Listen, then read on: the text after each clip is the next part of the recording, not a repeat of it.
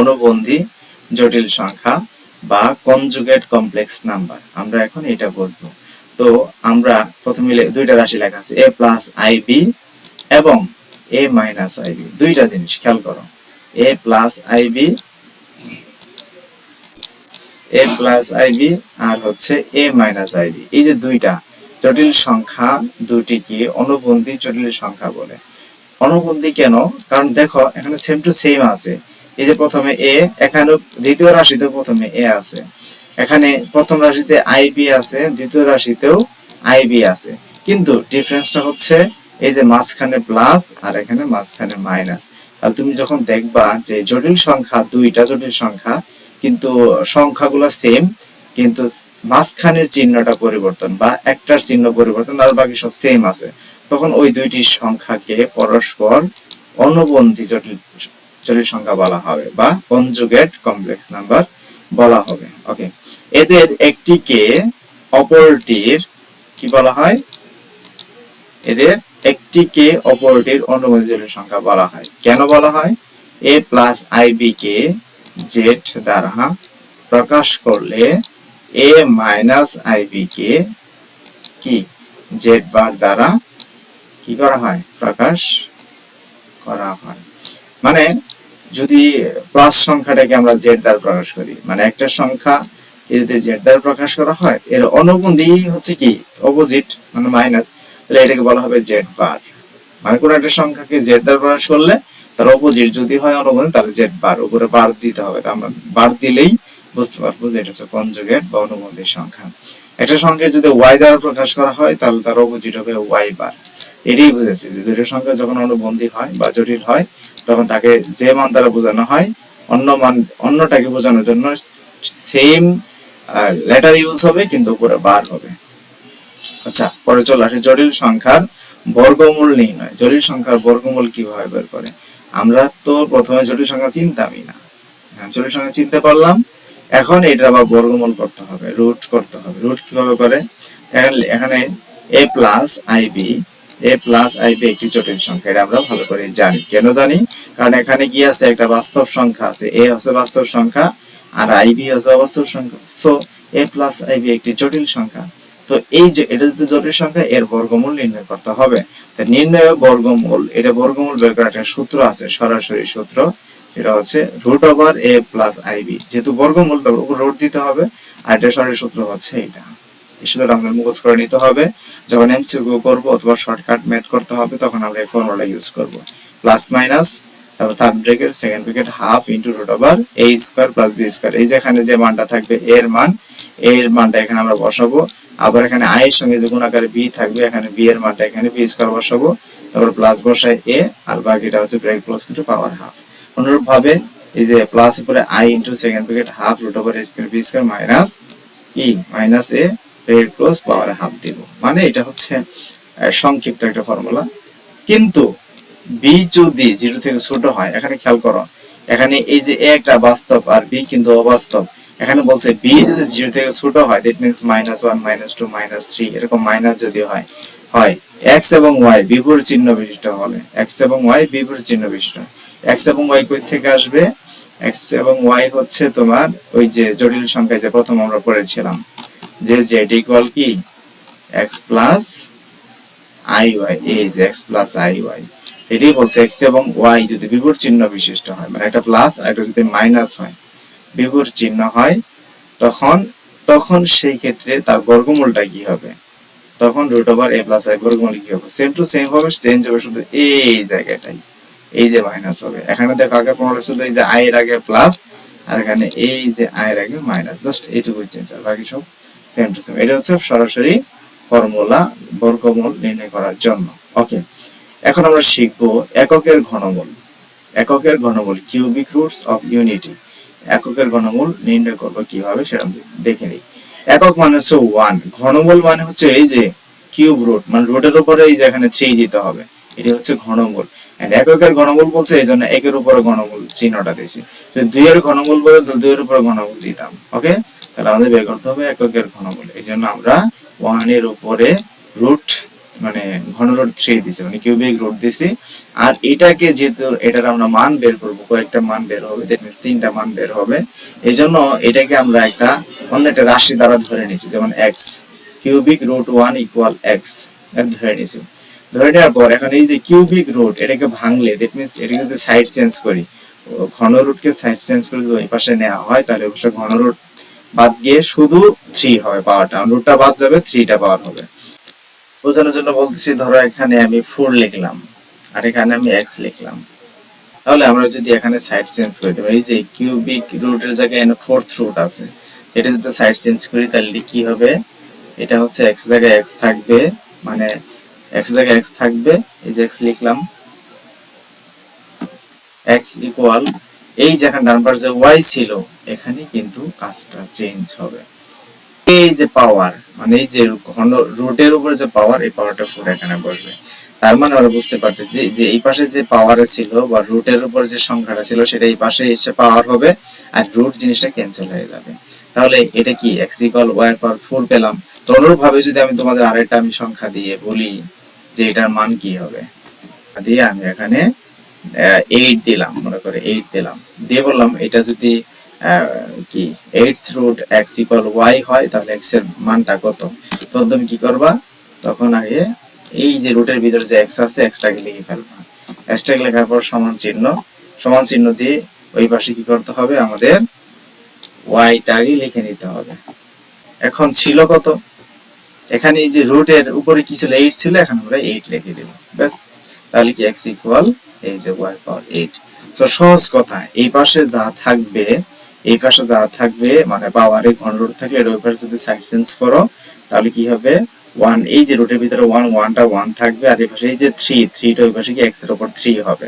মানে একটা লাইন এখানে স্কিপ করা হয়েছে, আমি যদি লাইনটা লিখে দেই তাহলে এমন হয় যে 1টা থাকবে, তারপরে ইকুয়াল হয়ে x হবে, ওই পাশে গিয়ে পাওয়ারে 3 হয়ে গেল, এসে 1 ইকুয়াল x কিউব। এখন এই জিনিসটাকে যদি একটু সাজিয়ে লেখা হয়, দ্যাট মিন্স x কিউবটাকে এই পাশে আর 1টাকে ওই পাশে নেওয়া হয়, তার জিনিসটা এমন দাঁড়ায় যে x কিউব ইকুয়াল 1। এখন আমরা এখান থেকে মান বের করব। মান বের করার জন্য এই যে 1টা ডান সাইডে ছিল সেটাকে আমরা কি করলাম, বাম সাইডে আনলাম, মানে x কিউব থাকলো, 1 ছিল ওই পাশে প্লাস, এই পাশে এসে মাইনাস হলো, ইকুয়াল 0। ওকে, পরের লাইনে আমরা একটা ফর্মুলা ইউজ করলাম, x কিউব মাইনাস 1, এটাকে আমরা এখানে একটা লাইন লিখি,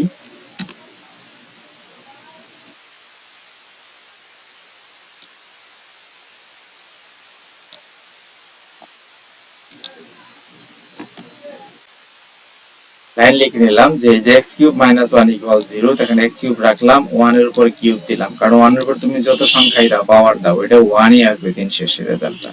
সো 1টাকে 1 কিউব লেখা, তাহলে এখানে x cube minus 1 cube equal 0। তাহলে এখানে একটা ফর্মুলা আছে x কিউব মাইনাস 1 কিউব, ফর্মুলাটা কি, ফর্মুলা আমি এখানে লিখতেছি,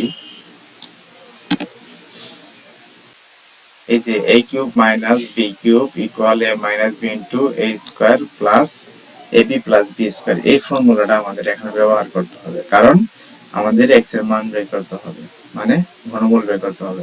তো এটাকে যে a কিউব, এটা হচ্ছে b কিউব, তার ফর্মুলা কি হবে, a মাইনাস b, a হচ্ছে x মাইনাস, আর b হচ্ছে 1, তার মানে কি x মাইনাস 1, ওটা হচ্ছে কি a স্কয়ার, মানে হচ্ছে x স্কয়ার, তারপর হচ্ছে ab, a হচ্ছে কত x, আর b হচ্ছে 1, তাহলে x ইনটু 1 গুণ করলে কি আসে, x আসে, এজন্য সরাসরি লিখে ফেলছি এটা x।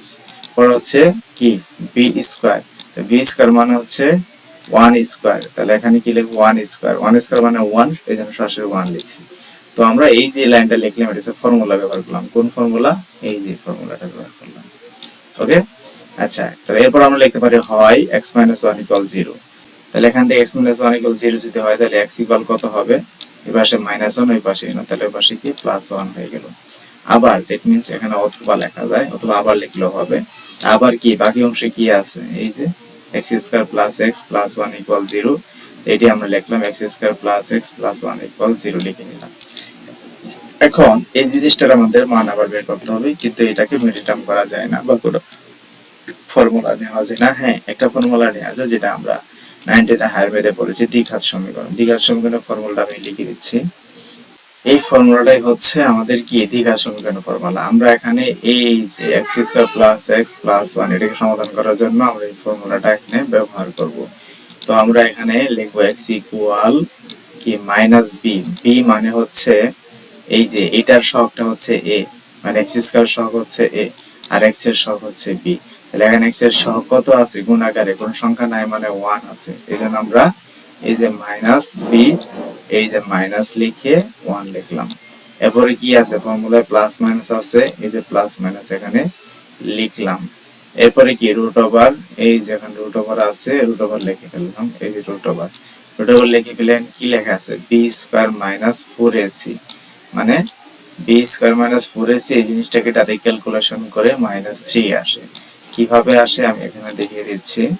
বি স্কয়ার মানে কি এই যে 1 স্কয়ার, তো 1 স্কয়ার তো 1 ই হয়, যেন 1 লিখলাম। এরপর হচ্ছে মাইনাস মাইনাস লিখলাম, এরপর হচ্ছে 4 এর সাথে গুণ করতে হবে কাকে, a আর c। a হচ্ছে x স্কয়ারের সহগ, b হচ্ছে x এর সহগ, c হচ্ছে এই যে ধ্রুবকটা। তাহলে এখানে কি লিখতে হবে 4ac, তাহলে 4 লিখলাম। a লিখবো, a কত এখানে x এর সহগ হচ্ছে 1, তাহলে এখানে লিখবো আমরা 1 4 into a into c। এখন c কত, c হচ্ছে এই ধ্রুবক যেটা থাকবে, মানে x স্কয়ার x বাদ দিয়ে যে সংখ্যাটা ধ্রুবক সেই ধ্রুবকটা হচ্ছে c। তাহলে এখানে আমরা 1 লিখবো। তাহলে মানটা কত আসে 4 into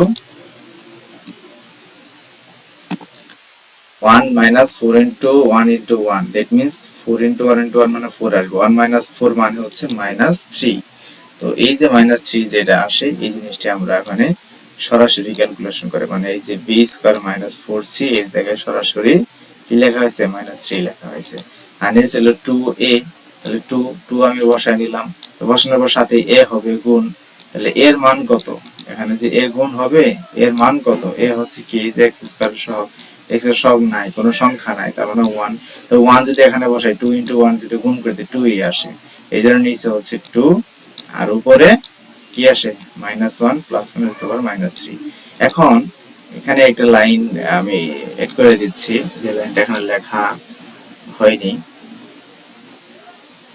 এটা হচ্ছে এই যে এখানে এই যে -1 এর পরে প্লাস মানে এরপরে যে √3, এই যে √3, এই -3 কে আমি কি এইভাবে লিখতে পারি যে ব্র্যাকেটের ভিতরে -1 into 3 গুণ করলে কি হবে, গুণ করে দেখো যে -3 আসবে। না -1 এর সঙ্গে যদি -3 গুণ করা হয় -3 আসে। তো এটা কেন এইভাবে লিখলাম, এটা লিখলাম এই জন্য এটাকে আলাদা আলাদা করে ফেলবো, এই যে সমান দেব, দিকে আলাদা করে আবার লিখবো এটাকে।